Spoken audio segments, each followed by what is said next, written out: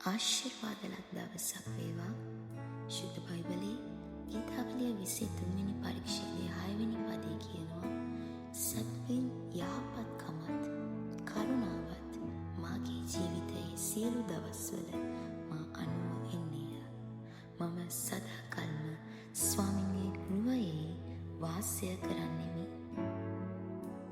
මෙය දෙවියන් වහන්සේගේ සැලකීම් ගැන ඇති දිව්‍යමය ප්‍රකාශනයක්.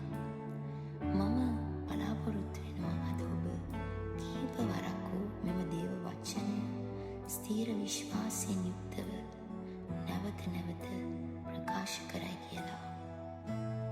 අපිට දෙවියන් වහන්සේගේ කරුණාව, යහපත්කම ලැබෙන බවට විශ්වාසයක් අප තුළ තියෙනවා. හැම දවසක ඒ යහපත්කම සහ කරුණාව අපව සොයාගෙන අපව ලුහු බැඳෙනවා. ඒ නිසායි අපි හිතුවේවත් නැති ආශිර්වාද අපි ලබාගෙන තිබෙන්නේ. දෙවියන් ස්වාමීන් වහන්සේගේ ගෘහයේ වාසය කරන්නේ කියලා කියනවා. ඒ අදහස් කරන්නේ දෙවියන් වහන්සේ තපත් අතර සදාකාලික බැඳීමක් තියෙනවා. මේ පොළවේ ඉන්නකම් මේ පොළවේ අපි ස්වර්ගයට යන දවසක සිට ස්වර්ගයේදී දෙවියන් වහන්සේත් එක්ක අපිට සදාකාලික බැඳීමක් තිබෙනවා.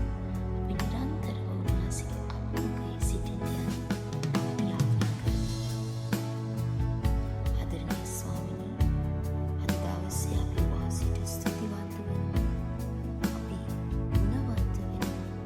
වාසිගේ යහපත්කම කරුණාව අපි හැම දවසම අපි දැක තිබෙන නිසා වාසිට ස්තුතිය, ඒ යහපත්කම, ඒ ප්‍රේම, ඒ කරුණාව අපිව සොයාගෙන අප පස්සේ එන නිසා ස්වාමීනි, නිරන්තරව වහන්සේ අභිමුඛයට අපි ප්‍රිය වෙනවා. වහන්සේ සමග ඇති ඒ ප්‍රේම